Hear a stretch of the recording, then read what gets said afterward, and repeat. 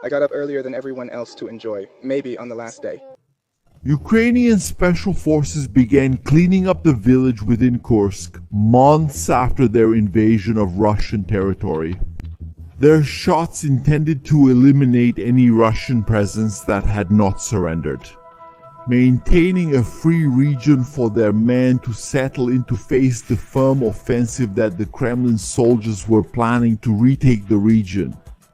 These soldiers had to endure the Russian attacks, hiding from kamikaze drones inside houses. Amidst this, Moscow's troops made their assaults, advancing against the Ukrainian trenches.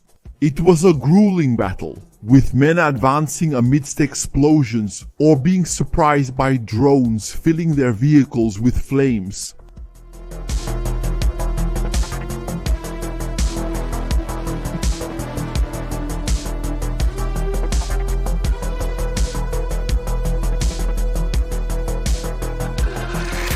The Ukrainian presence in Kursk was a nuisance. What started on August 6, 2024 now extended for over 3 months. Right in those early days, the Russian Ministry of Defense boasted that the Ukrainians had been expelled or half of their troops destroyed. It seemed that the information chain was wrong, or someone was not telling the truth because what the Russians considered small and harmless was already becoming more than a nuisance on their lands for dozens of days. The fighting expanded around Kursk, with some of the territories being retaken by the Kremlin's troops. A rumor emerged that Putin demanded the territory be retaken by October 1st of 2024. A difficult and complicated deadline. The efforts began with troops being moved there.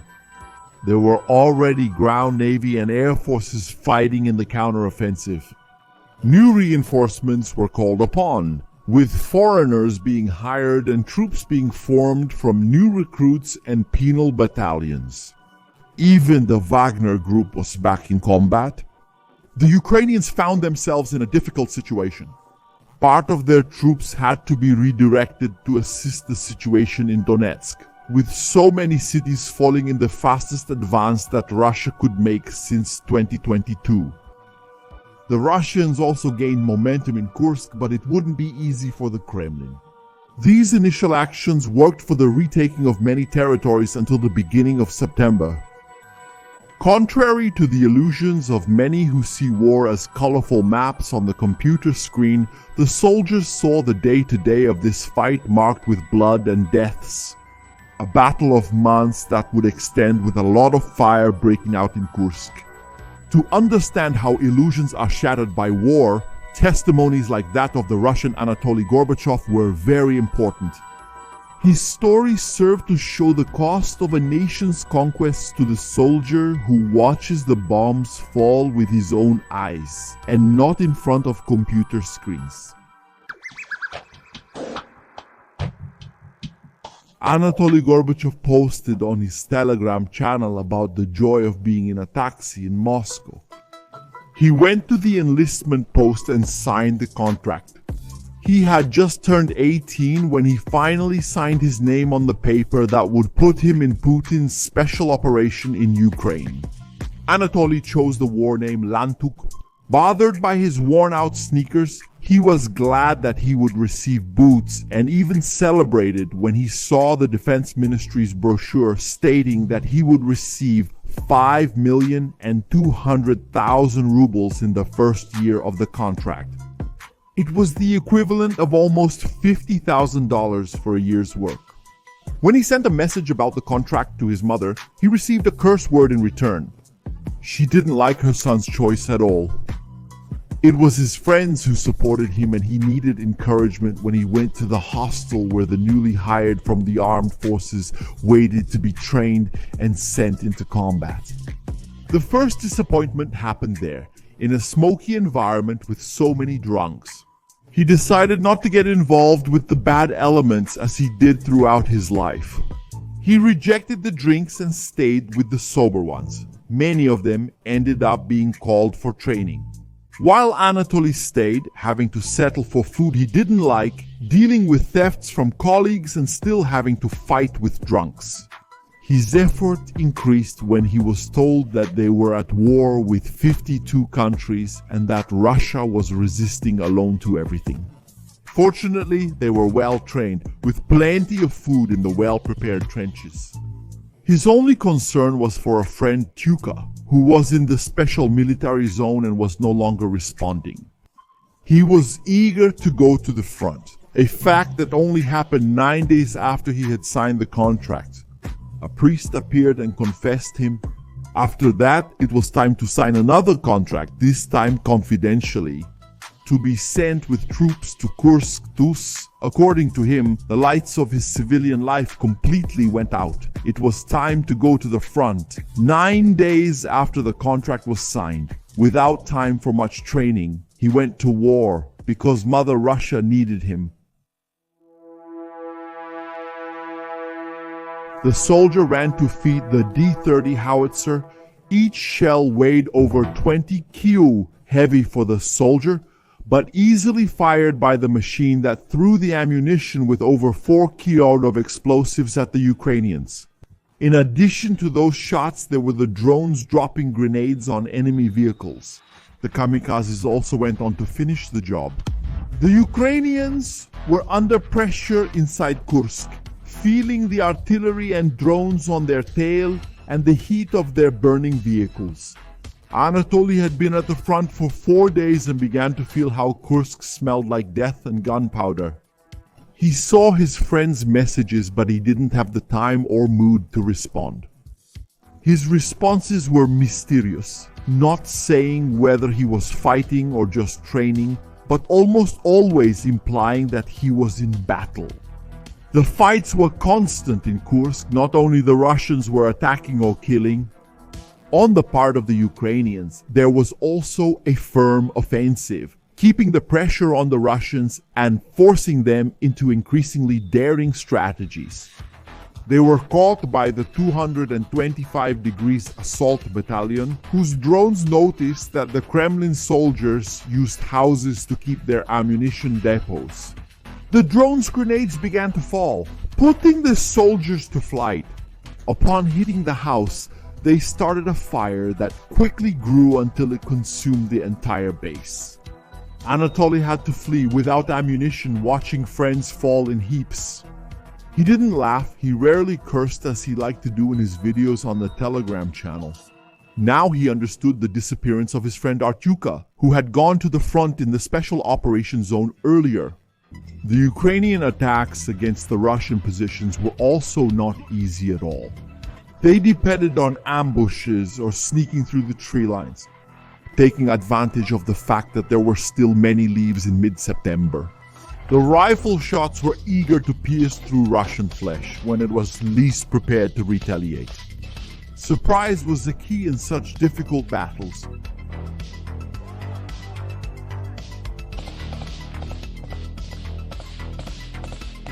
The drones eliminated some of the men hidden in the woods with a quick strike of the grenades. Sometimes a wounded soldier would try to hide and become a victim of the drones if he didn't surrender. The grenade that fell on one of them exploded on his flank. The shrapnel ate into his flesh and left him staring at the cursed sky, with his chest heaving and struggling to draw air in his last moments on Earth. After the position was taken, the Ukrainians had to investigate to gather more information or capture survivors to be exchanged for other prisoners of war. The UAZ 452 Burhan van, commonly used for transport by the Russian military, was also targeted by drones until it was completely destroyed in the bush, preventing the delivery of supplies, troop rotation, or rescue of the wounded. Anatoly heard some of these wounded arriving in pieces, moaning, screaming in pain. In a week at the front, he already felt like a different man, understanding that war was a grinder of human flesh. The Ukrainians protected themselves as best they could from Russian threats. These actions kept the Kiev soldiers still holding places like Zuravli, east of Koronevo, even in October. But the Russians were pressing the West, since they had taken Snagostia back in mid-September. From there came the drone attacks that hit against Ukrainian troops still trying to retreat. None of those locations had well-established positions yet, which allowed the Bears to hit the enemies on the move.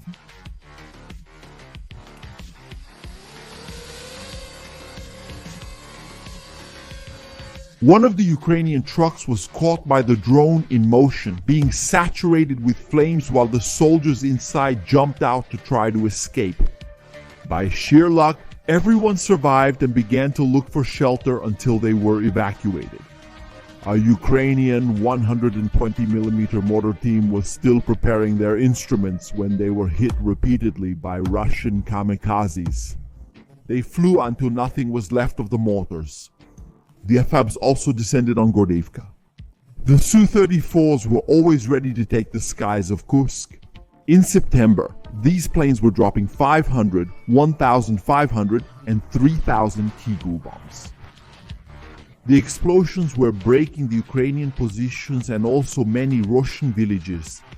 The Russians climbed into their combat vehicles. Anatoly was part of these assault troops, mounted on the BMPs and BTRs that followed the roads. The machines passed through the smoke and crossed the explosions, while the soldiers' AKs fired their ammunition at the Ukrainians. It was a precarious strategy when they were so exposed on the battlefield. One of the soldiers was hit while still on top of the vehicle, while the others tried to keep their shots steady. Some of these equipments didn't even have the luck to reach their target, hit by Ukrainian drones while still halfway there. When such attacks failed, the men had to return to heal their wounds and think about the battles in the coming days. This was almost literal. With the allegations from the Russians themselves that many soldiers were sent wounded to the battlefield. Even so, the Russian pressure continued from Snagost. The K-52 helicopters were among those most active in the war. A feared combat weapon, they had missiles available to destroy Ukrainian vehicles miles away.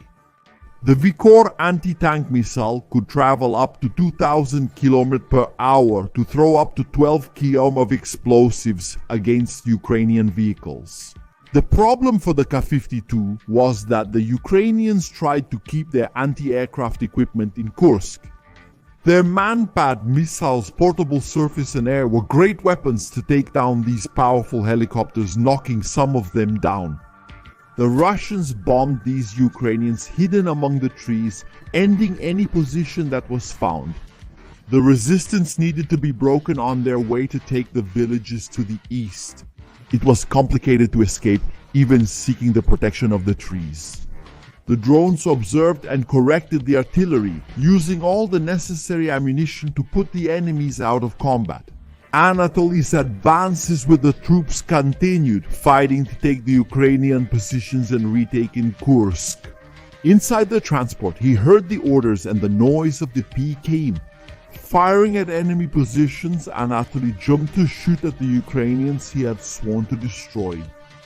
It was terrifying to see those shots. Amidst so much combat, he still survived. 17 days since signing the contract, he changed his war name to Jordan because he threw grenades like a professional. On October 1st, a good part of the territory to the west was already retaken by the Russians. They began to use this part to start cleaning up the entire region south of Korenievo.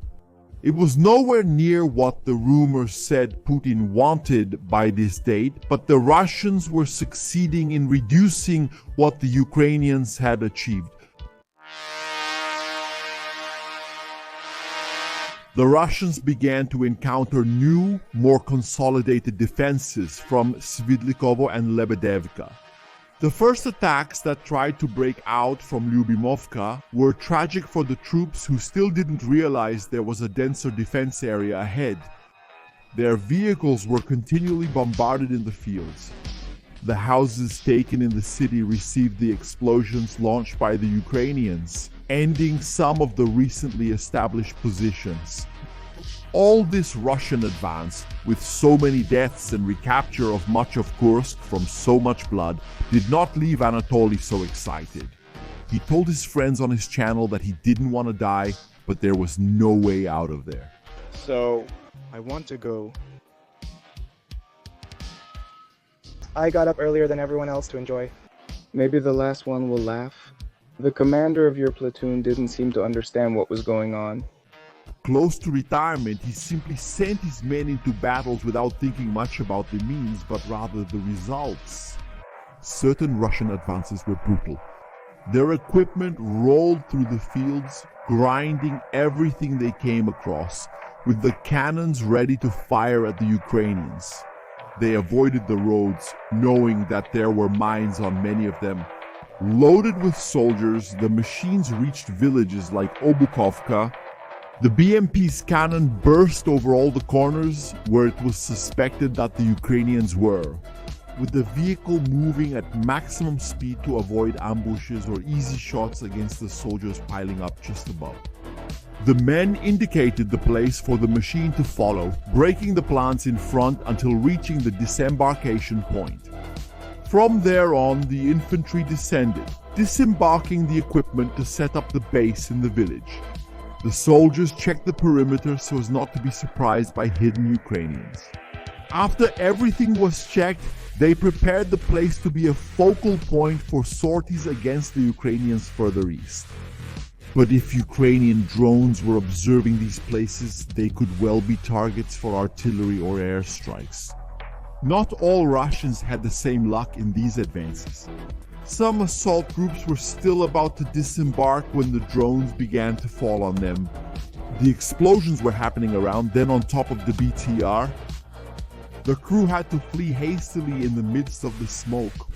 The drones from the 22nd Americanized Brigade noticed the advance of one of these assault groups. The soldiers clumsily jumped from the vehicle in the middle of the bombing. Some stayed on the ground injured, while others tried to escape from the explosions around them. Smoke rose from the field, tearing men apart.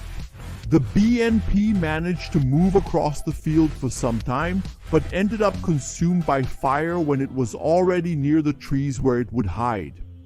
The Flying Skulls, troop of Ukraine's unmanned system forces, were in Kursk to pit their drones and fixed wings against the Russians. They were larger drones with good range and used for both attack and observation. The logistics, antennas, and Russian fuels were hit by the explosives of the Flying Skulls, trying to delay the enemy advances. But to the north, the Ukrainian drones tried to end the Russian positions in Kornevo, one of the major points of contention in the battles in Kursk. A Mavic 3T drone, a civilian drone with a thermal camera, relatively cheap in terms of military equipment, helped to correct the aim of the Ukrainian BM-21 grade that bombed Kornevo. Thus, the Kiev forces were unable to take the city. Anatoly left the assault battalion and joined the anti-tank squadron, providing support for the shock troops. At this point, he decided to change his war name to Maloy. According to him, it would be the last change. Some of these Russian groups with anti-tank missiles moved quickly and hid in the woods. They were prepared for the Ukrainian advances. The ATGMs were aimed at the vehicles that tried to approach the city. The explosions destroyed the armored vehicles and the men were incinerated by the impact. The Ukrainian assaults ended in defeat, with their vehicles scattered around the city. The Kiev troops lost the territory around Kornevo over the course of October, retreating to stronger positions and halting advances towards that city. The Bears attempted new attacks during this period. Their Buranka vans could be useful for moving on the terrain. The problem was the lack of armor, which was even worse if the soldiers were carrying ammunition to their bases or defense positions. When a drone from the 103 Territorial Defense Brigade of Ukraine hit the Buranka, the fire spread inside it.